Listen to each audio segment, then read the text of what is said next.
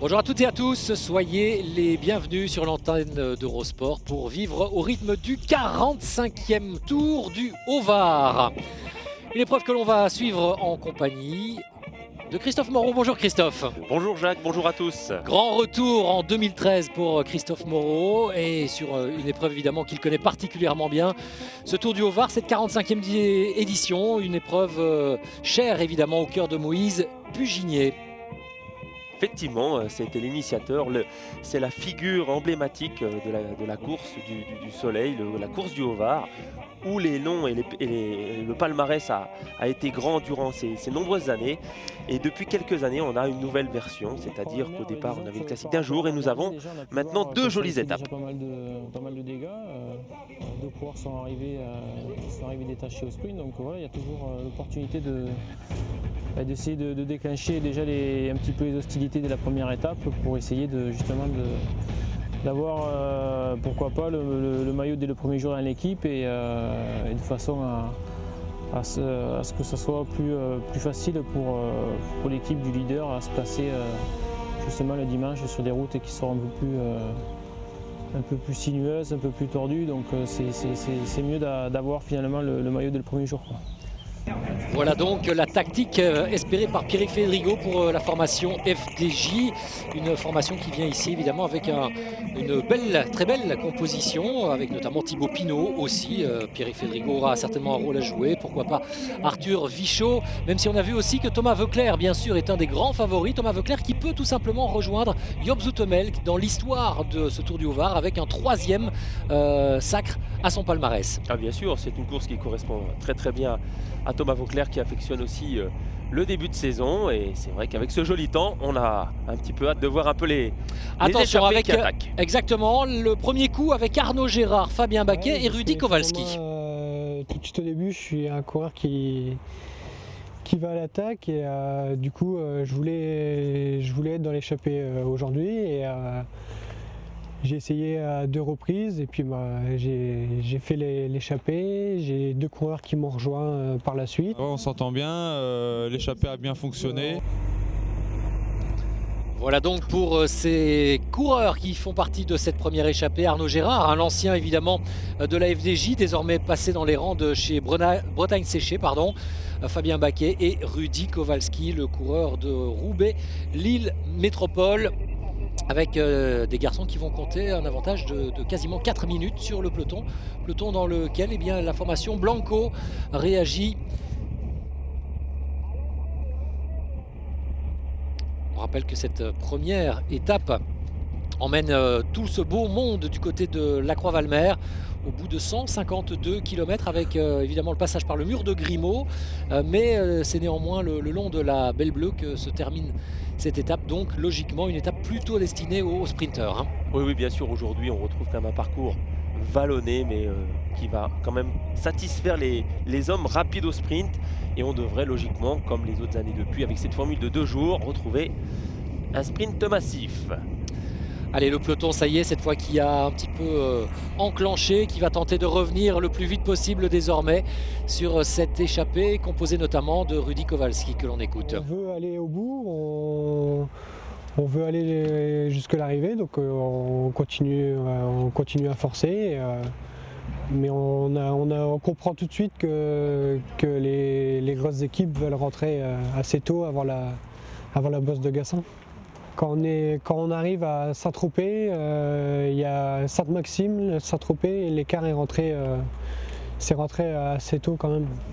On peut aller au bout quand il y a eu 8 minutes, oui. Après, c'est vrai que ça a roulé très très vite. J'ai même pas trop compris pourquoi ils sont rentrés aussitôt sur nous, parce que ça a redéclenché la bagarre à 50 km de l'arrivée. Mais après, j'ai essayé. Voilà, c'était un coup de poker, quoi. Quand le paquet est revenu sur nous, je me suis concentré. Je me suis dit l'étape n'est pas finie. Ça fait 150 km. Il restait à peu près 45 km. Donc je me suis remis aux avant-postes, bien placé pour essayer de ne pas prendre de cassure dans le final, quoi. Voilà, Arnaud Gérard en tous les cas qui a débuté cette saison avec un grand cœur. Un coureur qui désormais à 28 ans repart sur un autre objectif au sein de cette formation Bretagne Séché. 8 minutes d'avance et donc le peloton qui est revenu et ça relance la course hein, lorsqu'il y a ce regroupement avec des garçons comme Fabrice Jean-Desbos, Martin Chalingui, Thomas Damuso du team Argos, Yann Huguet, David Veilleux, Koretsky, Vachon également, Vaubourzex est là, Duval. Autant de coureurs qui viennent désormais se montrer aux avant-postes et qui tentent un petit peu de fausser compagnie à ce peloton. Ça c'est un coup peut-être intéressant hein, avec une petite vingtaine de coureurs aux avant-postes.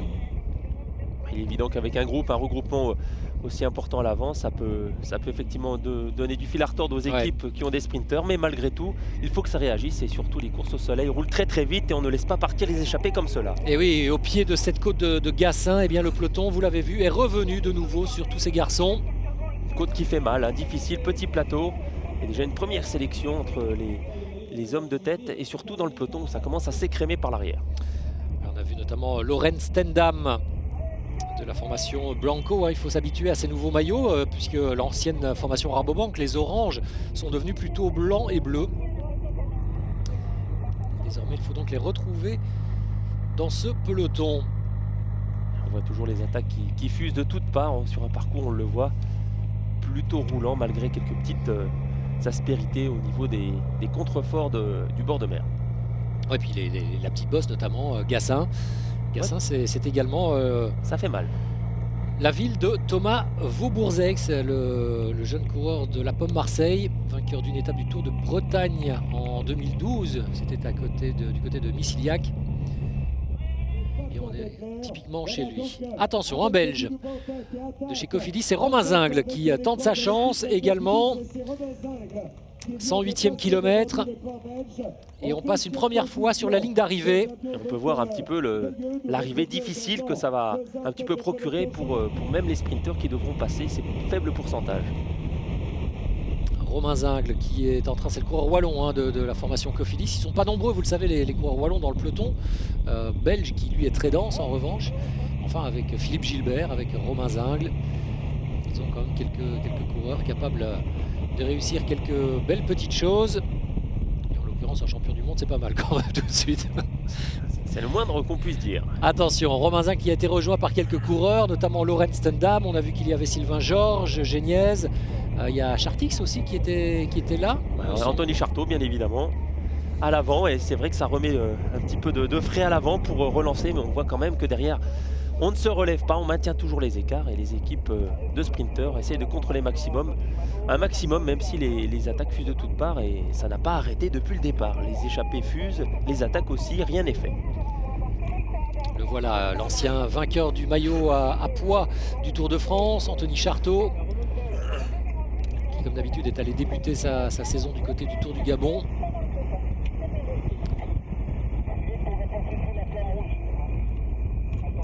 Géniez qui ferme la marche de l'échappée, le coureur qu'on voit maintenant sous l'égide de maillot de la FDJ, passé de Argo Shimano, devant précédé par l'Auvergnat de Clermont-Ferrand, Sylvain Georges. Allez, Alexandre Géniez qui fermait la marche sur cette image pour le deuxième passage sur cette ligne et le peloton rapidement derrière. On a vu les coureurs de la FDJ contrôler malgré tout derrière, alors que à l'avant, Alexandre Géniez est quand même dans l'échappée. Romain Zingle est très actif. Oui, il bouge beaucoup le Belge, c'est lui qui a été à l'initiative, on l'a vu, hein, de cette échappée, qui a démarré fort. Alors, Stendam aussi, très très beau coureur. Hein, pareil, le transfuge de Rabobank avec ce nouveau maillot Team Blanco, bleu et blanc.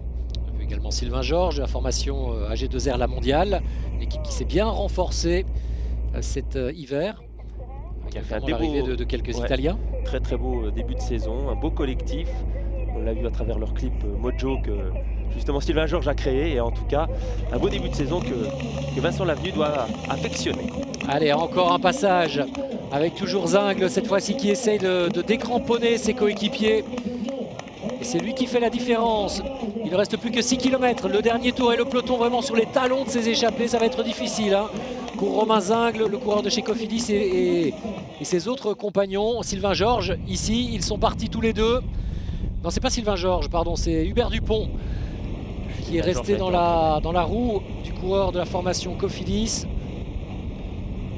Rein Taramae qui a donné ce dernier coup et finalement au sprint Pour Torusoft. le team de la BMC, bien sûr. Eh oui, Torusoft, l'ancien champion du monde, qui vient ici signer sa première victoire, Christophe, première victoire depuis 2012. Et vous avez vu, ouais, il s'en est pas fallu de grand chose pour qu'il s'impose devant Thomas Slakter. Je suis très fier parce que c'était une longue. J'ai beaucoup travaillé pour retourner à mon niveau et demain on verra qu'est-ce qui se passe. Peut-être c'est pas une parcours favorable pour moi, mais je vais essayer. Beaucoup de joie évidemment pour ce garçon. Cette première étape pour moi c'était vraiment important d'être devant. J'ai pas réussi à prendre la bonne échappée, mais limite tant mieux parce qu'ils étaient que 3 devant. On les a repris à Grimaud, donc ça aurait été lâcher des cartouches pour rien. Quand on les a rejoints, j'ai essayé de sortir avant le Gassin dans la bosse, ça n'a pas marché. Puis en entrant sur le circuit, on s'est retrouvé 5-6 coureurs devant, c'est bien entendu. Donc bon, malheureusement ça n'a pas marché cette fois-ci, mais ça finira par payer. Allez, Torusoft qui remporte donc la première étape, qui s'empare du maillot de leader et qui peut toujours espérer succéder au Britannique Jonathan Tiernan-Locke, qui s'était imposé, on le rappelle, dans l'édition 2012 de ce Tour du Haut-Var. Et surtout, belle victoire pour Torusoft qui sort du diable Vauvert, d'une année blanche avec un gros problème de santé au niveau musculaire, qui a été voir des spécialistes aux États-Unis, en Californie, pour trouver le mal qu'il était pris. Il a su se soigner. Et la plus belle récompense après ce travail, c'est de regagner dès le début de saison avec un joli sprint devant Tom Slakter. Et voilà qui va certainement mettre le Norvégien dans de bonnes conditions pour cette nouvelle année 2013, avec ses objectifs pour lui dès les classiques flamandes. On revient dans un instant. C'est la 45e édition du Tour du Haut-Var. On vient d'assister en compagnie de Christophe Moreau à la victoire dans la première étape de Torusoft, le Norvégien. Et bien la deuxième étape, elle va emmener le peloton du côté de Draguignan avec Christophe Lemaivel. Avec sûrement des costauds, donc j'espère être parmi ceux-là. Je sais que c'est très usant, qu'il n'y a pas beaucoup de plats, donc ça se joue beaucoup voilà, course d'usure, ça fait une grosse sélection par l'arrière. Ensuite, après, pour la gagne, ça se joue dans un petit peloton. Évidemment, Christophe Lemaivel, Alexandre Géniez, autant de coureurs français qui aimeraient se mettre en évidence. Ce sera aussi le cas de Brice Feuillu.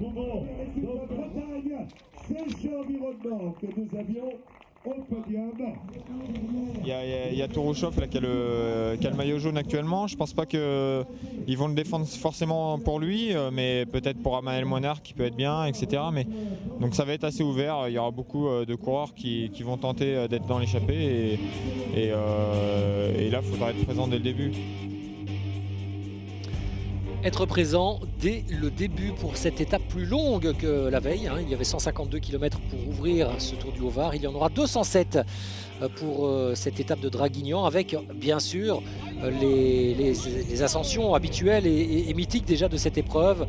2 fois les Tuilières, les murs de Montauroux, de Fayence et le col de Mons également, avec les passages à 22% du mur de Fayence qui pourront en tous les cas faire mal aux jambes, même si ce ne sera pas nécessairement décisif. Ah bah là, on change de physionomie. Je pense qu'effectivement, comme l'a dit Brice Feuillu, Torusoft ne sera pas à l'initiative pour gagner le général, peut-être pour un grimpeur. Il faudrait être grimpeur aujourd'hui. On va mettre du 39-25, du 39-23, les Tuilières, le Montauroux, le col de Mons. Bref, c'est le vrai Tour du Haut-Var. 207 km, des routes granuleuses. Il fait beau bien sûr, mais le juge de paix, c'est bien aujourd'hui que le Tour du Haut-Var va se jouer, en tout cas sur cette étape, cette ultime étape, la plus difficile, contrairement à la veille où les sprinteurs ont pu faire face. Et Christophe, ils sont encore 54 dans le même temps que le leader, que le porteur du maillot vert de leader ici, Torusoft, on le rappelle. Et parmi eux, il y a toujours des garçons comme Slakter, Vichot, Samuel Dumoulin, attention, Justin Jules, Julien Simon, tous ces garçons. Et puis bien sûr aussi Maxime Montfort ou encore Thomas Veuclair, qui fait partie de ces coureurs toujours placés en embuscade. Sur Thomas Veuclair, regardez qu'il se trouve quand même plutôt à l'arrière, qu'il ne se dépense pas beaucoup encore. Ses objectifs seront un petit peu plus lointains, mais quand même il est présent. Et encore une fois, les échappés repartent de l'avant avec José Gongalvez de la Pomme Marseille, suivi du corps du Tom Sojason. C'est le petit Jean-Marc Marino. Exactement, qui est toujours aussi très actif, qui aime ses routes, le grimpeur du Team Sojason. Allez, désormais on prend la direction évidemment du col de l'Ange, avec un peloton toujours groupé derrière ces hommes qui tentent pour le moment les aventures aux avant-postes. Brice Feuillu est à l'avant aussi. On reconnaît Thomas Vauclair bien sûr qui ferme la marche, qui ne cherche pas trop pour l'instant à se dévoiler, comme à son habitude on va dire. Ouais, ses objectifs seront un tout petit peu plus lointains avec Paris-Nice qui va arriver très très vite maintenant et qui sera bien sûr à suivre en direct sur Eurosport 2 et sur Eurosport. Vous retrouverez à cette occasion Alexandre Pasteur et Jackie Durand, Christophe, avec notamment des étapes dans la phase décisive de Paris-Nice qui s'annonce tout à fait intéressante, notamment la montagne de Lure. La montagne de Lure, effectivement, une belle ascension, pas trop difficile mais qui est longue et qui fait déjà très très mal au mois de mars avec plus de 12-13 km d'ascension. On y trouve souvent la neige à cette époque de l'année, bien évidemment au mois de mars. Ce sera le vendredi et puis le contre-la-montre du Col d'Este pour terminer comme à la grande époque de Paris-Nice. Le mythe, en tout cas, le symbole de Paris-Nice, on peut dire, c'est bien le Col d'Este, en tout cas à Nice, qui a toujours prévalu et mis en évidence l'homme fort de la course au soleil. Allez, il est là l'homme fort pour le moment du Tour du Haut-Var. En tous les cas, le porteur du maillot jaune, c'est Tourusoft, l'ancien champion du monde, enfin, qui renoue avec la victoire. Imaginez une saison blanche alors qu'il portait le maillot de champion du monde sur les épaules. C'était pas aussi évident à vivre pour lui. C'est clair qu'il a les ressources, je connais bien Tour, il a ce potentiel de revenir, il l'a fait, ça n'a pas été facile, et lorsqu'on a un maillot de champion du monde, il fallait l'assumer. En tout cas, belle récompense, et c'est la meilleure des façons de pouvoir revenir au plus haut niveau, c'est de gagner d'entrée de jeu. Chose est faite. Allez, on a vu que le groupe des leaders est en train d'arriver dans les alentours de Draguignan après cette grande boucle. Karl Naïbo a le sourire, malgré tout, à côté de Samuel Dumoulin, de l'équipe AG2R La Mondiale. On va maintenant passer une première fois sur la ligne d'arrivée, puisque ça va se terminer de nouveau par un circuit avec dans ce circuit, attention à la Côte des Tuilières, on vous en parlait tout à l'heure. Attention à celle-ci, hein. Elle fait très très mal avec des passages à plus de 24%. Il faut le 39-25 pour le passer. Pour les puristes, on la connaît très très bien. Bien sûr, elle n'est pas longue, mais elle arrive et elle intervient dans les tout derniers kilomètres avec deux passages qui sont souvent déterminants malgré le niveau très élevé auquel on regarde quand même l'écrémage peu excessif par rapport à la vitesse exécutée et un peloton encore très dense. Alors si jamais le peloton reste plus ou moins groupé, en tous les cas si un groupe d'hommes reste ensemble aux avant-postes et que ce sont des hommes qui n'ont pas pu se départager hier, ce sera évidemment les places, les positions en course qui feront la différence, le cumul des places de la première et de la deuxième étape qui serviront à départager. Et c'est vrai que Tourusoft évidemment à ce petit jeu là part avec une longueur d'avance sur tous ses adversaires. C'est vrai qu'aujourd'hui on se rend compte, comme vous l'avez dit tout à l'heure Jacques, qu'il y a plus de 50 coureurs dans le même temps et qu'aujourd'hui même avec les Tuilières on rend encore du monde. Regardez pour les deux dernières boucles avec l'attaque des premiers pourcentages et c'est la FDJ qui mène la danse. Exactement, dans ce premier passage de la Côte des Tuilières. On arrive dans les passages on va dire les plus faibles et ensuite nous allons attaquer une petite route. Et on dépasse allègrement au départ les 12-14%, regardez, avec un petit replat avant d'aller chercher, voilà, ces tout derniers pourcentages où on franchit les 20%. Et regardez derrière, c'est l'écrémage, ça explose de partout, c'est le juge de paix véritablement. Ça y est, le peloton commence à s'étirer. Ça s'accroche. Ouais, c'est difficile et on a vu que le maillot jaune a disparu évidemment des avant-postes. Attention, est-ce que l'on va être capable de faire quelques écarts ? Forcément, hein, c'est l'ingrédient idéal, ces Tuilières. Hein, c'est un petit peu comme on parlait du Col d'Este pour Paris-Nice. C'est la référence du Tour du Haut-Var. On l'a conservée dans le final, même si elle était avant sur un jour. Et malgré tout, on arrive à avoir des écarts. On l'a passé une seule fois auparavant. Et maintenant, avec les deux passages, ça nous permet d'avoir véritablement les plus forts à l'avant et d'avoir une sélection digne du nom de cette course difficile. Oui, puis ça doit bien rester dans les jambes. Là, il y a Brice Feuillu qui est aux avant-postes. Évidemment, c'est un terrain propice pour qu'il se mette en évidence. Ah oui, Brice aussi, lui aussi, avait besoin de revenir au plus haut niveau depuis sa victoire à Arcalis à Andorre sur les routes du Tour de France. Il avait eu depuis quelques années difficiles et maintenant le revoici à l'avant à l'attaque avec cette équipe Sojason qui lui a fait confiance. Oui, on l'a revu un petit peu en fin de saison dernière. Sous ce maillot qui n'était pas encore tout à fait aussi vert en tous les cas que cette année, mais désormais Sojason est devenu le sponsor principal de cette équipe de Stéphane Hulot. Équipe aussi bien présente à l'avant, Bretagne séchée, hein, l'équipe d'Emmanuel Hubert qui à son habitude aime chasser les échappées, être présent, être active. Cette équipe qui postule toujours pour les wildcards de Paris-Nice et surtout du Tour de France. Ouais, du Tour de France. Et là, évidemment, ça va devenir un petit peu plus compliqué, hein, puisque Christian Prudhomme a annoncé qu'il n'y aurait que 3 équipes invitées sur les routes du Tour. La faute, vous le savez, à la décision de l'UCI de réintégrer la formation Katusha dans le World Tour, ce qui oblige du coup les organisateurs à avoir dès le départ 19 équipes. Il reste donc peu de place pour des équipes invitées. Malheureusement pour les équipes invitées, ça va être serré et il est clair que... Comme on sait que Robcar part déjà avec un ticket en poche, hein, pour Veuclair et Bien pour sûr. Roland. Ça veut dire qu'il n'en reste déjà plus que 2. Cofidis est à la cote aussi. Sait-on jamais la surprise du chef? Après, il y a aussi Sojason, Bretagne Schuller, plus des équipes étrangères. Hein. Il y a les Colombiens, il y a les Italiens. Enfin, voilà. C'est vrai qu'en équipe française, pour les wildcards, on est très bien fourni, peut-être trop bien fourni pour aller chasser ces places d'invités que le Tour de France fait miroiter, fait rêver en tout cas. Allez, c'est la formation d'Alberto Contador, même si l'Espagnol n'est pas ici, il a préféré les routes d'Oman, qui est en train de travailler avec Roman Kreuziger aux avant-postes, qui travaille juste derrière lui Christopher Jensen. Et on a vu quand même que tout le team Saxo Bank Tinkoff était là, peut-être pour Nicolas Roche, puisqu'on sait que Nicolas Roche est un ancien membre aussi du Vélo Club qui organise cette épreuve, le Tour du Haut-Var. Effectivement, il est... L'OCC Var-Draguignan, c'est ça? Si je ne m'abuse. Je crois que c'est cela. Exactement, l'ancien club de Nicolas Roche. Il connaît très bien ses routes aussi, hein, aussi sur le côté balnéaire entre Nice et Monaco, et du fait d'une connaissance parfaite de l'arrière-pays vallonné à souhait. 2 minutes 35 secondes d'avance. Attention, c'est un écart qui devient sérieux désormais.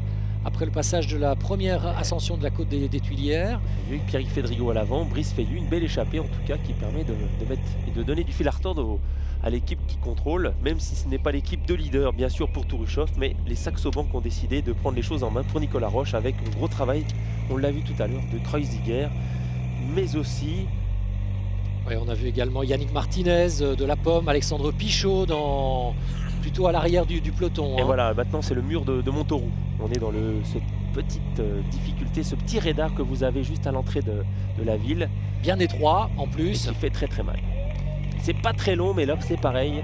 On avoisine les 22-23% et on affectionne le 23 dents, le 25 dents maintenant avec les groupes 11 vitesses. Et regardez, ça fait mal. Oui, Amael Moinard, Christophe un peu en difficulté à l'arrière de ce groupe d'échappés. Allez, l'important c'est de ne pas évidemment laisser la cassure s'installer. Visiblement, ça y est, il arrive sur les pourcentages moins forts. Ensuite, on ira se diriger pour aller chercher le col de Mons, qui est beaucoup moins difficile, mais beaucoup plus long, plus d'une dizaine de kilomètres d'ascension, qui lui aussi représente un juge de paix intéressant, on va dire assez loin de l'arrivée, mais qui permettra de faire un écrémage au vu du travail de SAP qu'est en train d'exécuter le team Saxo Bank. Ah oui, derrière ça roule, on imprime vraiment le tempo, histoire de faire fondre cet écart. On vous le rappelle, il y avait 2 minutes 35 secondes d'avance pour ce groupe d'une quinzaine d'hommes aux avant-postes, avec Pierrick Fédrigo qui s'affiche peut-être désormais en grandissime favori. Ah, il affectionne le Tour du Haut-Var, hein, on le sait. Avec Jérôme Cousin aussi. Beaucoup de Français aussi à l'avant. Et une échappée qui s'entend bien, qui est assez importante, qui pourrait résister en tout cas, même si ça grimace. Romain Bacon est là, Brice Feillu. On parlait de Pichot, Moinard. Il s'accroche et un homme est intercalé entre les deux. Il s'agit de Loïc Deriac. Je ne sais pas si c'est jeune la pro bonne de formule. 23 ans du club de Roubaix, Lille Métropole. C'est bien tenté quand même, mais malgré les écarts, il va être difficile de combler. Un peu en chasse-patate là. Hein. Ce qu'on appelle effectivement la chasse-patate. Regardez, ce col est ainsi fait, hein, pas trop difficile, très long. Et lorsqu'on est entre le peloton et l'échappée, c'est une situation pas facile, mais la jeunesse fait de son mieux. Regardez, on commence à retrouver un petit peu de neige, c'est dire qu'on avoisine les 800-900 mètres d'altitude. Ouais. Allez, il en veut Loïc Deriac. De notre côté, on marque une très courte pause et on revient sur les routes de cette deuxième étape du Tour du Haut-Var.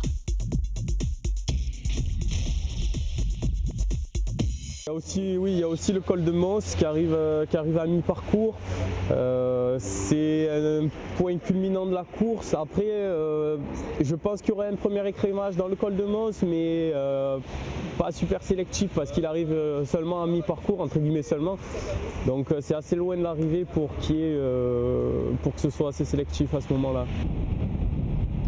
Voilà l'avis de Benjamin Giraud sur cette épreuve, un coureur de la Pomme Marseille, évidemment, un coureur que l'on a un petit peu moins l'habitude de voir sur les épreuves que vous propose Eurosport, sauf sur les résumés bien sûr de la Coupe de France chez Jackie Durand. Et on se retrouvera d'ailleurs bientôt pour une prochaine Coupe de France, ce sera Cholet Pays de Loire, ce sera à suivre en direct sur Eurosport celle-là. Et oui, excusez du peu. Allez, il y a toujours quelques coureurs aux avant-postes, Christophe, et toujours un homme également et toujours le même intercalé depuis tout à l'heure.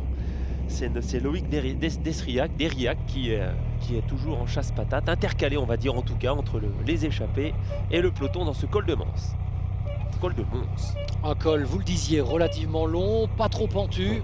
Pas trop pentu, ouais. Mais la répétition des efforts et puis attention avec Brice Feuillu. Crevaison roue arrière et la Laurent Didier qui en profite pour se dégager. Apparemment, l'allure de l'échappée ne lui convient pas et il accélère dans les derniers hectomètres de l'ascension. On peut remarquer un petit peu de neige il y a quelques jours, quelques semaines. Ça ne devait pas être très très bon niveau météo. Allez, Brice Feuillu qui est obligé d'essayer maintenant de faire la jonction après sa crevaison. Et derrière, c'est toujours l'équipe Saxo Bank Tinkoff en rang serré, une équipe très impressionnante, hein, c'est elle qui assure la totalité de la poursuite depuis de très nombreux kilomètres. Et le peloton a bien maigri et bien sûr on compte sur Nicolas Roche, hein, team Saxo Bank, celui qui a été le transfuge d'AG2R La Mondiale pour Saxo Bank, et on compte sur lui. À regarder l'initiative de Saxo Bank qui réduit l'écart et qui va aller rechercher probablement ses échappées. On peut remarquer le retour de Brice Feuillu malgré sa crevaison. Et l'échappée qui continue à bien s'entendre. Ça c'est de bon augure, hein, quand même. Une étape de 200 km relativement accidentée, difficile dans ce Tour du Haut-Var avec des conditions météo, vous le voyez, fraîches, très fraîches, avec cette neige sur les bords de la route. Et Brice Feuillu déjà en forme en ce début de saison. Ça veut dire peut-être qu'enfin les problèmes de santé sont derrière lui. C'est tout ce qu'on lui souhaite en tous les cas. Oui, c'est ça. Puis surtout de reprendre le mental qui était le sien à l'époque lorsqu'il avait emporté l'étape d'Arcalis sur le Tour de France, le maillot à pois. Lorsque l'on faisait de lui un des grands espoirs du cyclisme français. Depuis, c'est un peu le vague à l'âme, mais il se reprend et je crois qu'avec la confiance que le team Sojason lui procure, lui donne, c'est tout à son honneur de se donner, de se lancer dans le boulot comme on dit. Attention parce que là on a deux clients, Daniel Hoss, l'Italien qui a rejoint BMC cette saison, et juste derrière il n'a plus le maillot orange des Rabobank mais bien celui de Blanco, c'est Lars Boom. Hein. Un sérieux client celui-ci, attention à lui. Hein. Ouais, l'ancien champion du monde de cyclocross. Garçon passe-partout, hein, tout terrain, dès qu'il y a un peu de pente, il est content. Dès que c'est plat, il est content aussi. Le pavé, il aime ça. Et plus la chaussée se dégrade, et mieux il est finalement, ça c'est vrai. Ah bah oui, il a des restes quand même de cyclocrossman, évidemment. Ouais. Il est agile sur un vélo, un peu comme un Peter Sagan, un Zdenek Stibar. Un peu bas sur la selle, on le voit, typiquement du cyclocrossman. Mais alors, qu'est-ce que c'est efficace. Très beau coureur et surtout encore très jeune. Oui, un garçon qui arrive désormais en pleine maturité, certainement de son potentiel sur les routes.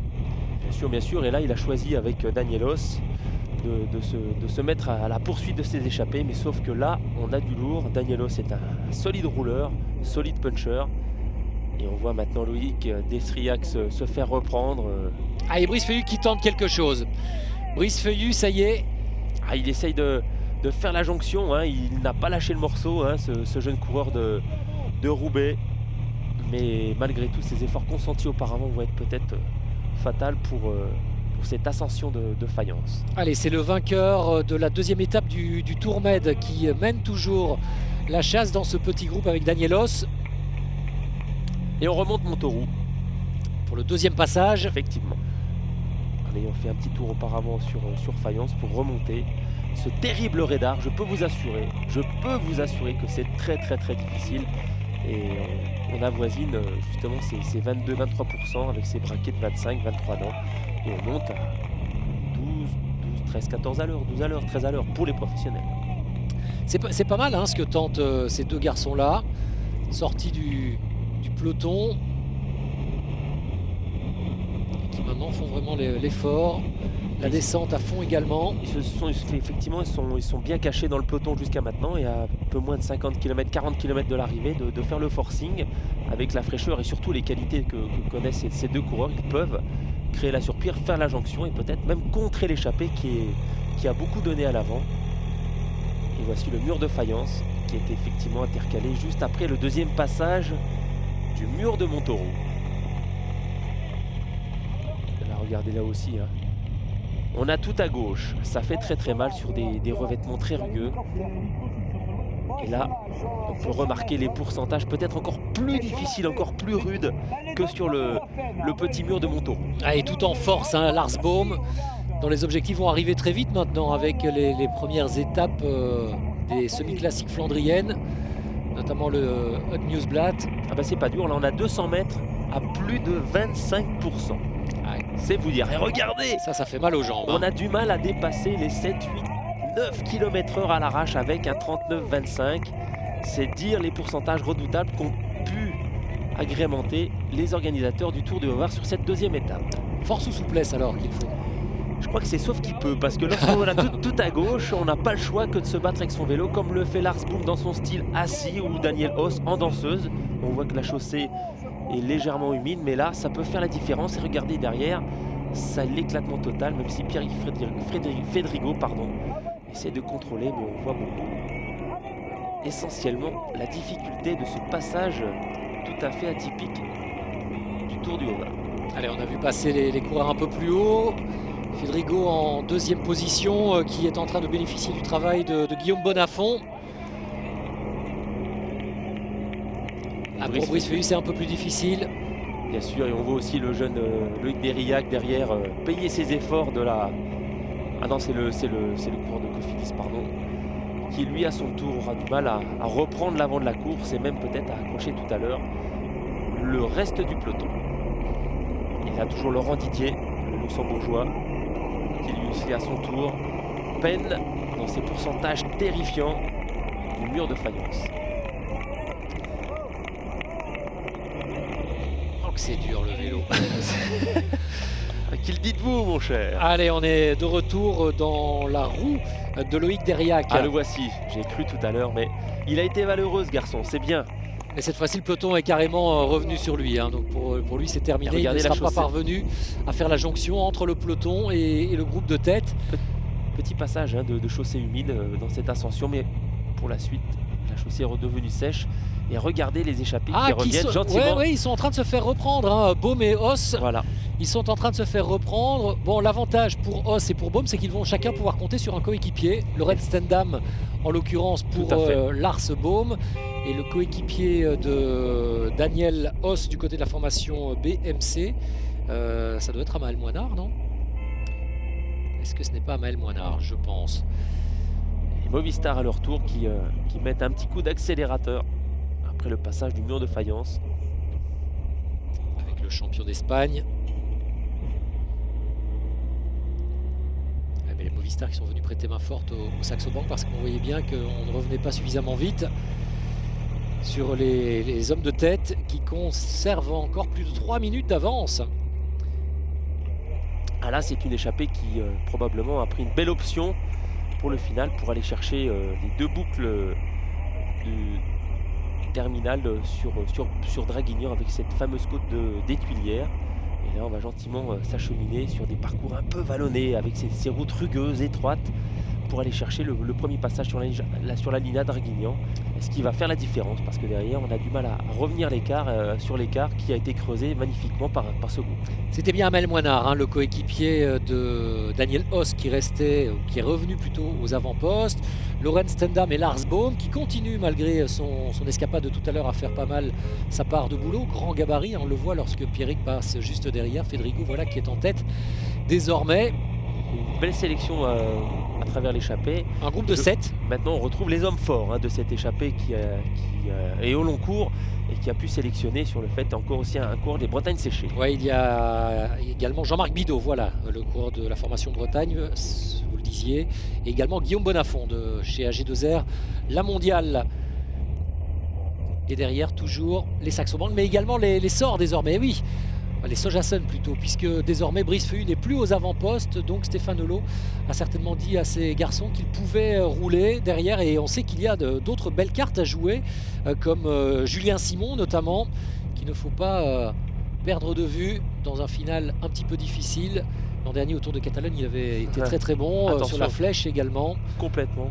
Ça a été le premier Français sur le classement de la Flèche Wallonne. Il a fait aussi de très très belles arrivées en costaud du côté du Tour de Catalogne. Victoire, il est capable. victoire au Tour de Catalogne. Bah oui, puis en costaud, je dirais sur des parcours et des arrivées difficiles avec du pourcentage. Et il est capable, avec une bonne condition, de limiter la casse dans les tuilières et d'aller peut-être chercher un accessite. Du coup, c'est Siskevicius, justement le coéquipier de Julien Simon, qui est en train de faire le boulot pour la formation Sojasun. On a aperçu Christophe Lemével avec son nouveau maillot de la Cofidis. Et derrière, ça fait mal. Et malgré tout, on retrouve un peloton regroupé. Regardez ce jeune coureur franc-comtois qu'on aperçoit avec des petites manches vertes. Arthur Vichot, qui a le classement à points, qui a terminé 3e de la première étape. Ouais, derrière Tourusoft et Tom Slachter.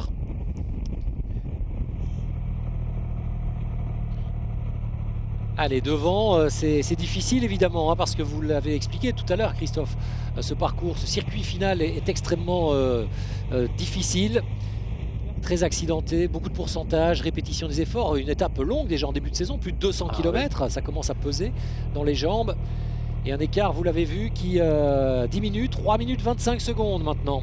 Mais derrière, on voit aussi que le peloton marque le coup. Et c'est des routes qui sont difficiles, qui sont rugueuses. Et en fin de parcours, il est clair que l'échappée a très certainement pris une bonne option. En tout cas, 3 minutes 20, il va falloir aller les chercher. Surtout qu'il y a des clients. Bien sûr, 3 minutes maintenant. Et les 7 coureurs à l'avant vont devoir maintenir l'écart. Il ne faudra peut-être pas accélérer, mais tout donner pour aller chercher le juge de paix. En tout cas, ce juge de paix à répétition. Par 2 fois la côte des Tuilières au Tour de Draguignan. Les Saxo Bank, les Movistar, les Sojasun qui font le boulot derrière. Évidemment, du côté du leader Tourusoft, on serre les dents, on s'accroche, mais on ne panique pas, puisqu'il y a 2 coureurs de la formation BMC aux avant-postes, Os et Moinard. Et pour le moment, très en embuscade, les Europcar, vous les avez vus, regroupés au milieu de ce peloton. Mais pour le moment, visiblement, les coéquipiers de Thomas Voeckler n'ont pas décidé encore de prendre les choses en main. Ils comptent encore sur les derniers kilomètres, probablement, pour voir cet écart se réduire fortement avec les hommes de tête et pourquoi pas à ce moment-là pouvoir tenter la jonction. Le team Argos Shimano qui n'est pas à la fête en queue de peloton. On marque une très courte pause et on revient dans un instant sur les routes du Tour du Haut-Var.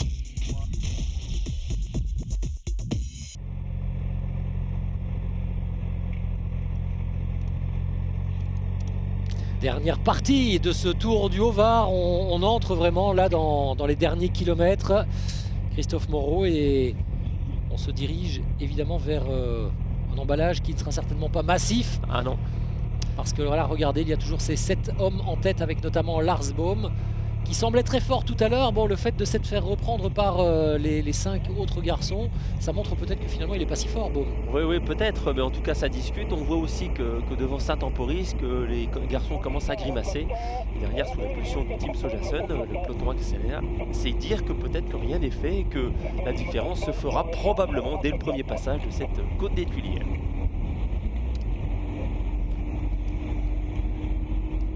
Et donc il remonte malgré petite chaleur du jour. Ouais, avec le champion d'Espagne, Ventoso. Alberti Francesco Ventoso. Et regardez le team Big Mat qui roule à l'avant du peloton pour refaire l'écart. Et regardez Tourusoft, malgré tout, malgré les difficultés, montre sa bonne forme et garde le contact à l'avant du peloton. Évidemment, lui reste là, vigilant. Il faut qu'il on ne sait jamais, voilà, si ça revient sur le groupe de tête, évidemment Usoft aura une très belle carte à jouer. Il n'a que ça à faire entre guillemets. Et Romain Bacon qui lui donne de sa personne et qui lâche tout.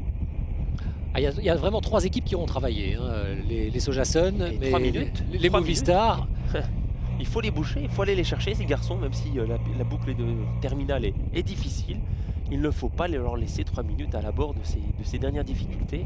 C'est pour ça que les 2 équipes, les 2 teams, Movistar et Sojason prennent la poursuite alors. On voit moins les Saxo Bank, ça veut dire que quoi? Que Nicolas Roche a peut-être pas les jambes qu'il espérait aujourd'hui? Je pense qu'on est parti sur cette stratégie et je pense que Nicolas est revenu sur ses ambitions pour stopper son équipe et ne pas rouler pour qu'ensuite il ne soit pas dans le coup, bien sûr. Ah ouais, qu'il ne soit pas capable de faire la différence. Toujours Pierrick Fédrigo. Quelques petites gouttes sur la route, la chaussée devient humide, on le voit, hein, il fait beau mais ce n'est pas la grosse chaleur. Et attention aussi à la petite averse dans le final sur ces routes, on le verra tout à l'heure, un petit peu sinueuse et étroite. On avait aussi les coureurs de la formation Bretagne Séchée qui tentent de se mettre en évidence. Évidemment, c'est très important le début de saison pour toutes ces formations qui ne sont pas des formations World Tour et donc qui ne sont pas nécessairement invitées partout de manière systématique. Elles doivent aller chercher leurs invitations pour les autres grandes courses, celles qui vont attirer l'attention des médias. Et oui, c'est le dur labeur de ces équipes justement continentales qui se doivent de montrer le maillot, d'attaquer, d'être présentes pour justifier un niveau, pour aller sur la plus belle course du monde, notamment le Tour de France ou Paris-Nice ou le Dauphiné libéré, des courses où on peut voir le maillot. Paris-Roubaix, bien sûr, j'oubliais la classique primordiale. Enfin, c'est dire qu'il ne faut pas rater ce début de saison et c'est à l'instar de Jean-Marc Bidot à l'avant qu'on montre le maillot et qu'on se fait connaître et qu'on se fait remarquer. Allez, un petit pointage peut-être avec une avance qui a quand même tendance à diminuer fortement. On est passé de 3,25 à 3, maintenant on est descendu visiblement sous la barre des 2 minutes et un peloton qui a vraiment à cœur de revenir sur ses hommes. Et on arrive sur le premier passage à Draguignan pour aller chercher cette côte des Tuilières qui s'enchaîne juste après la ligne, après quelques hectomètres seulement, pour 2 boucles terminales. Allez, ça va nous permettre d'avoir un pointage, vous le voyez, il y a un peu moins d'1 kilomètre d'écart désormais. Et voilà le peloton. Et il reste 16 km 400 à accomplir pour les coureurs avant l'arrivée. On va écouter la réaction d'Alexandre Geniez. Oui, ce que je me rappelle, c'est le col des Tuilières le dimanche. Je me rappelle que c'était très, très nerveux au pied de ce col et que c'était monté assez rapidement. Et la décision s'était faite plus ou moins dans cette bosse. C'est un des passages clés de la course, même si la bosse n'est pas très très longue. Je crois que de souvenir, on l'a faite il y a 2 ans, elle fait que 2 km. Mais elle propose de très jolis pourcentages. Et justement, il y a 2 ans, c'est là où la course s'était jouée. Des Tuilières dans le final, c'est sûr, première grande course avec 207 km, c'est vrai que s'il y a de la bagarre toute la journée, il y aura de la fatigue et ça sera, je pense, le plus costaud qui gagnera. Et oui, la côte des Tuilières, comme Pierrick Fédrigo, Benjamin Giraud ou Alexandre Geniez le disent. Évidemment, c'est peut-être le juge de paix, Christophe, de cette édition 45e du Haut-Var. Et oui, on approche les 200 km dans les jambes et forcément avec la fatigue et les pourcentages, on va retrouver les meilleurs, en tout cas les attaques. Et il est meilleur pour le moment aux avant-postes, et notamment Arthur Vichot. Qui montre le bout de son nez avec son maillot vert. Exactement, le franc-comtois qui était là aux avant-postes du peloton, un peloton qui est en train de revenir de plus en plus sur ce groupe des 7 hommes de tête. Ah bah là ça fait mal effectivement et c'est sauf qu'il peut à l'avant, on voit que ça temporise, qu'on a du mal à passer les pourcentages. Jean-Marc Bidot s'accroche et derrière on accélère et bien sûr Saxo Bank le fait merveilleusement bien, mais les coureurs du team FDJ en profitent avec Arthur Vichot pour peut-être poser une mine et mettre un peu la pagaille dans ce peloton, enfin de ce qu'il en reste. Ouais, la FDJ désormais très présente aux avant-postes, on ne les avait pas vus depuis le début de l'étape. Et bien là ça y est, ils sont là avec Arthur Vichot, avec son maillot vert. Peut-être qu'évidemment cette équipe est en train de se rendre compte que le coup avec Pierrick Fédrigo devant ne va pas aller jusqu'au bout. Ah bah je crois que là c'est clair, devant ça a dû discuter pour et voilà Belmoinard qui s'est fait reprendre. On a vu Jean-Marc Bidot un petit peu à l'arrache, même si devant Pierrick Fédrigo essaie de maintenir l'écart, tout à son honneur pour faire travailler les autres équipes pour que derrière notamment, il est possible qu'Arthur Vichot finisse le travail, en tout cas qu'il puisse suivre et sélectionner les attaques. Et regardez, on accélère avec le team Sojason. Ouais, pour Thibaut Pinot, c'est un petit peu trop tôt dans la saison, c'est pas assez long comme ascension. Oui, et puis je crois qu'il a des objectifs un peu plus lointains. Lorsqu'on a vu le tour qu'il a fait l'année dernière pour son premier tour, une victoire d'étape à Port-Entruy et surtout 10e au général. Il a le temps, le garçon, il va plus se lancer au Dauphiné, au Tour de France et surtout à partir du mois d'avril, mai, juin. Ça y est Christophe, c'est rentré. Les meilleurs du peloton ont rejoint les quelques hommes restants en tête, et les meilleurs du peloton, c'est essentiellement Arthur Vichot. Et Arthur, attention, il marche hier, souvenez-vous, il a terminé 3e derrière Slakter et Touruchov, et de passer les Tuilières comme il l'a fait, regardez, Pierrick s'emploie à grands coups de pédale pour pouvoir faire l'écart, maintenir l'écart. Attention avec Lars Boom qui suit son sillage, en tout cas beaucoup de stratégie de la part de la FDJ. Oui, Arthur Vichot est parvenu lui à faire la jonction, on le rappelle. En revanche, les autres hommes, eh bien, ce sont ceux qui sont restés pratiquement aux avant-postes tout au long de cette journée. Donc des garçons qui peuvent peut-être être un petit peu plus émoussés. Il faudra voir si Arthur Vichot aura pu récupérer lui de l'effort qu'il vient de devoir faire. Mais par contre, il a fait un effort, mais il l'a fait dans le final. Auparavant, il est resté dans le peloton bien au chaud. C'est peut-être l'un des rares coureurs le plus frais de cette échappée, en tout cas, qui pourra faire forte impression dans le final. Il aura des ressources et en tout cas il marche, parce que faire ce qu'il a fait dans les Tuilières, il faut marcher avec cette magnifique 3e place de la veille. Allez, le peloton en tous les cas est vraiment là sur les basques de ce groupe, désormais un groupe de 6 unités, ou 5 ou 6 devant, avec Fedrigo, Vichot, avec Lars Boom, Tendam et un BMC qui est donc Danielos, l'Italien, qui est resté là aux avant-postes, puisque Amel Moinard, lui, a un petit peu craqué. Est-ce que vous avez remarqué le travail, l'abnégation de Pierrick Fedrigo pour justement Arthur Vichot, qui va très vite au sprint et qui pourrait peut-être aller chercher ses victoires d'étape et peut-être faire le coup double, parce qu'on le sait, il est dans le temps du vainqueur du maillot jaune. C'est le mieux classé. Et le mieux placé, avec attention Lars Boom. Ça va être très très chaud pour le final, pour l'étape d'une part, mais double enjeu avec le classement général. Il faut rester effectivement collé au basque de Lars Boom dans tous les cas, puisque lui aussi était parmi les bons lors de la première étape de ce Tour du Haut-Var. Attention, on est dans le dernier kilomètre, 500 mètres, 300 mètres maintenant, et c'est Lars Boom qui déclenche le sprint. Arthur Vichot qui tente le tout pour le tout, mais au sprint il n'y aura pas photo. Faut passer au général. Lars Boom va terminer, mais il ne faut pas de cassure, et il n'y en aura pas. Arthur Vichot qui serre le poing parce que lui sait qu'il va remporter le classement général. Et pourquoi? Parce que la veille, Lars Boom avait terminé dans le même temps des meilleurs, sauf que Arthur avait fait 3e, et forcément une chute pour terminer dans le peloton, avec un coureur de la FDJ peut-être qui est tombé. La victoire pour Lars Boom, l'ancien champion du monde de cyclocross, et le final pour Arthur Vichot.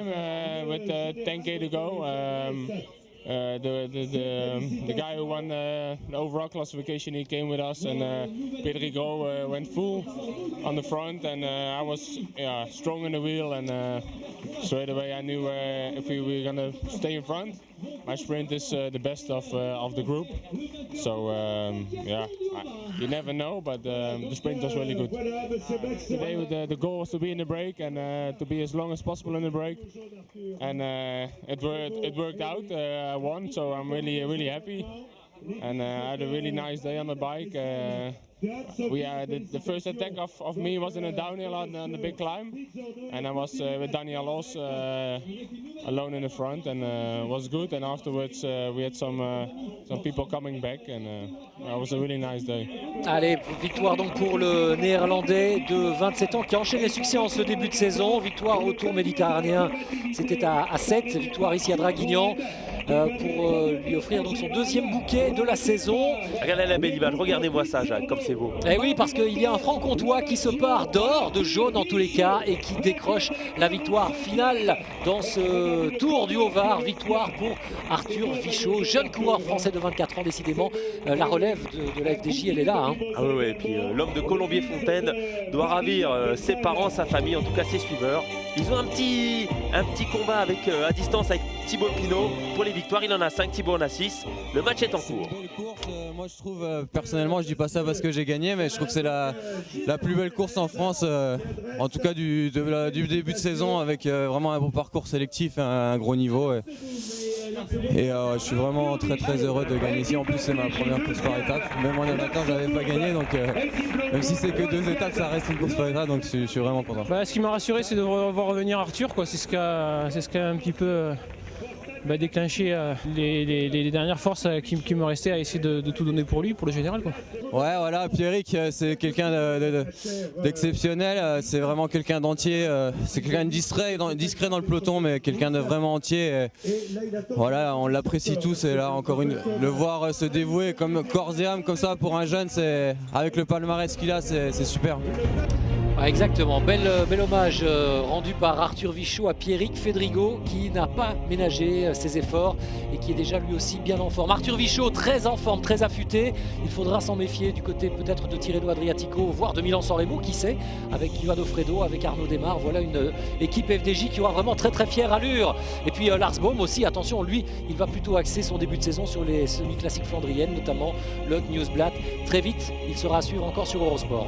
C'est vrai, en tout cas à suivre, et ça promet pour la suite et pour ce début de saison en tout cas. Et belle présence des Français, de la FDJ, des jeunes, ça fait du bien, c'est beau. Merci messieurs.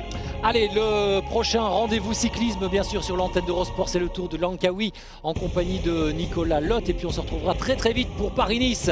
Attention, grand rendez-vous Paris-Nice avec une semaine de très grands spectacles en compagnie d'Alexandre Pasteur et de Jackie Durand. Et puis bien sûr le Tour des Flandres, Paris-Roubaix, l'Amstel Gold Race, Liège-Bastogne-Liège, la Flèche Wallonne et tutti quanti. Ce sera sur Eurosport. Avant ça, on se sera retrouvé la semaine prochaine en votre compagnie, Christophe, pour vivre le Grand Prix Samain sur les routes belges. À très vite pour du cyclisme sur Eurosport. Merci, au revoir.